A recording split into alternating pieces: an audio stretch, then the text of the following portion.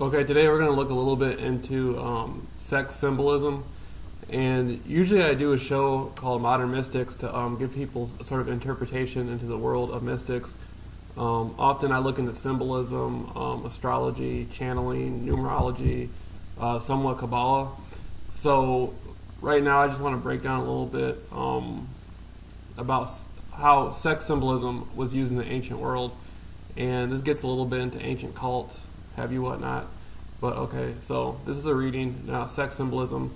The myths which were woven about the sun gods and mother goddesses were not only astronomical allegories portraying various aspects of the seasons and the fertile and infertile periods of nature, but were also expressions of a philosophy which envisioned the entire universe as a great sexual system. From the observation that creation of life on earth was dependent upon the union of male and female, it was but a simple matter to think of the earth as the mother goddess in whose womb seed was impregnated by the light and heat of the sun, who therefore was thought of as a great father of all existence. All sun and moon cults were in fact fertility cults, and their principal gods were fertility gods. The difference between sun worship and sex worship was largely one of emphasis. Greek mythologists were conscious of the traditional relation between heaven or the sun and earth, which they represented Oranos and Gaia, or Zeus, Demeter, as husband and wife.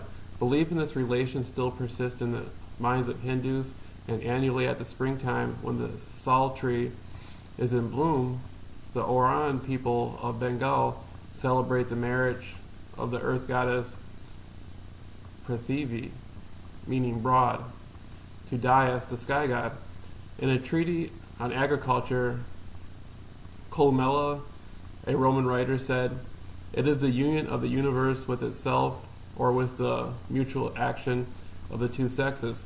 The great secrets of nature, her sacred orgies, her mysteries, which have been portrayed in the initiations with innumerable emblems. From these are derived the Ithphalic feast and the consecration of the phallus, and I'm not going to pronounce this correctly, satis, or sexual organs, of man and woman in the ancient sanctuaries. Whereas myths allegorize nature in narrative form, symbols served as similar purpose in a more graphic way.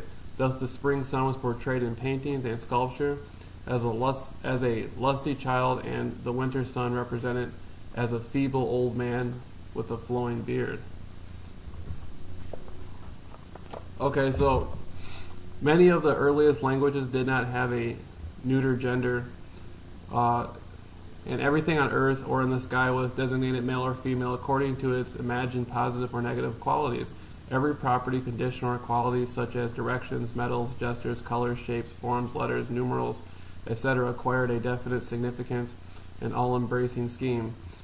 In this universal twofold system, natural characteristics were classified somewhat as follows: male positive, female negative, male sun, female earth or moon, male life, female death, male summer, female winter, male good, female evil, male odd, female even, male fire, female water, male heat, female cold, male vertical, female horizontal, male square, female round, male angular, female curving, male seen, female unseen, and so forth.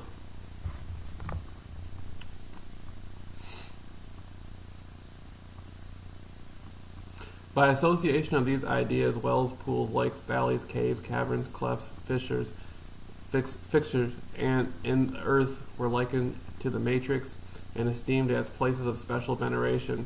In these places, the emblems of maturity were sacrificed to Astarte.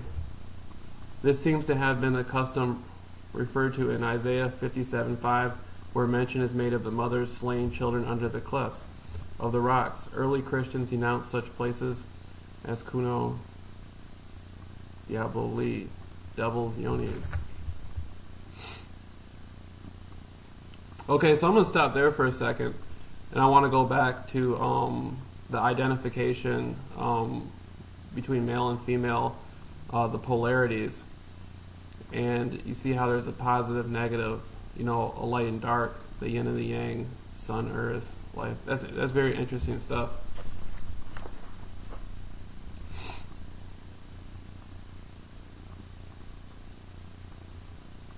And the concept of these being fertility cults, like with the Hindus, if you really think about it, when you look at it outside when it rains and the water comes down and on the earth and produces vegetation and life, that's you can see that as very sexual in nature. Same way with procreation between humans.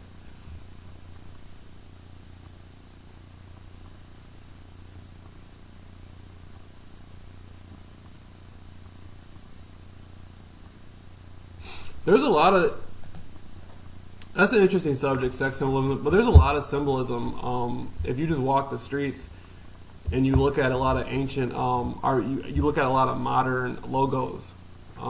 Very much of this stuff has to do with symbolism that was used thousands and thousands of years ago, and a lot of the corporations will use sex symbolism to gain the attention of the subliminal mind.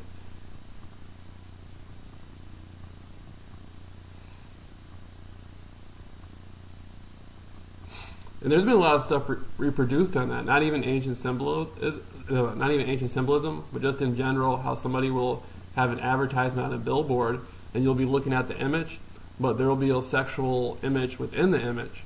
You can't see it up front, but again, your mind will see it subliminally.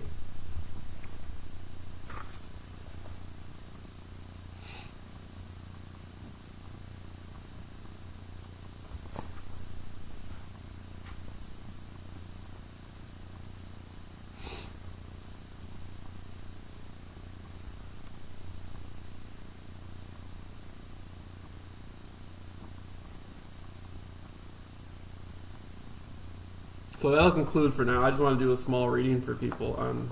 Hold on a second.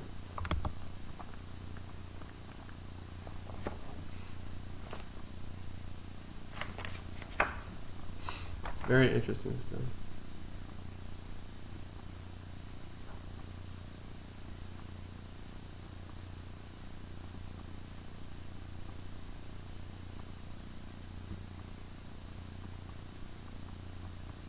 Yeah, I just want to do a small reading for people on sex symbolism and the polarities between man and woman. Now, I was interviewing a few people earlier last month on my channel. I created some videos called Modern Mystics. I might look to find somebody. I think I might know a couple of people who are familiar with this stuff, but I might look to find somebody who may have some input on it.